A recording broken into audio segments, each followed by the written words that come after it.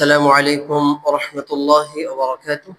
সম্মানিত দর্শক শ্রোতা, আজ 2রা আগস্ট 2025 আপনাদেরকে দৈনন্দিন কোরআন, হাদিস ও দোয়া শিক্ষা অনুষ্ঠানে স্বাগতম।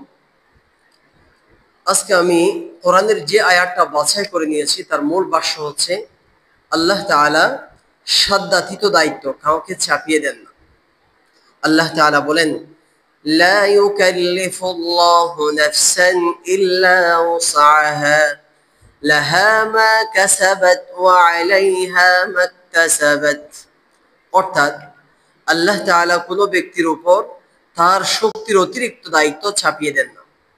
সে যা কিছু নেকি অর্জন করেছে তার জন্য তার সওয়াব হবে, আর যা কিছু পাপ অর্জন করবে এর শাস্তিও তার উপর হবে। সূরা বাকারা আয়াত নাম্বার 286। আজকে যে হাদিসটা আমি বাছাই করেছি সেটা হচ্ছে মাতা পিতার জন্য ক্ষমা চাওয়ার কি ফজিলত।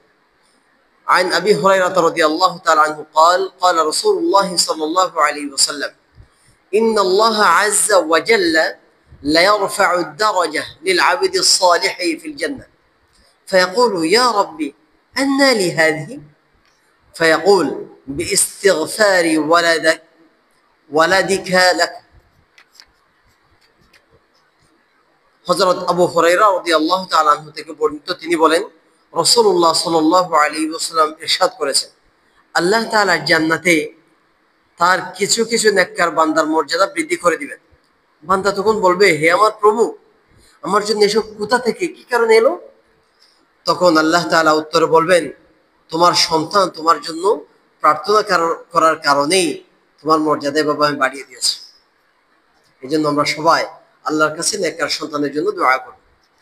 এবং আজকে যে দোয়াটা আমি বাছাই করে নিয়েছি সেটা হচ্ছে সত্য পথের সন্তানের জন্য দোয়া। আল্লাহ তাআলা পবিত্র কোরআনে বলেন, রব্বানা আতিনা মিন লাদুনকা রাহমা ওয়া হাইয়্যি লানা মিন আমরিনা রাশাদা। অর্থাৎ, হে আমাদের প্রতিপালক, আপনি আপনার পক্ষ থেকে আমাদেরকে অনুগ্রহ দান করুন এবং আমাদের জন্য আমাদের কাজকর্ম সঠিকভাবে পরিচালনার ব্যবস্থা করে দিন। সূরা কাহফ আয়াত নাম্বার 10। আল্লাহ সুবহানাহু ওয়া তাআলা আমাদের সকলকে কোরআন ও হাদিসের উপর আমল করার তৌফিক দান করুন। আসসালামু আলাইকুম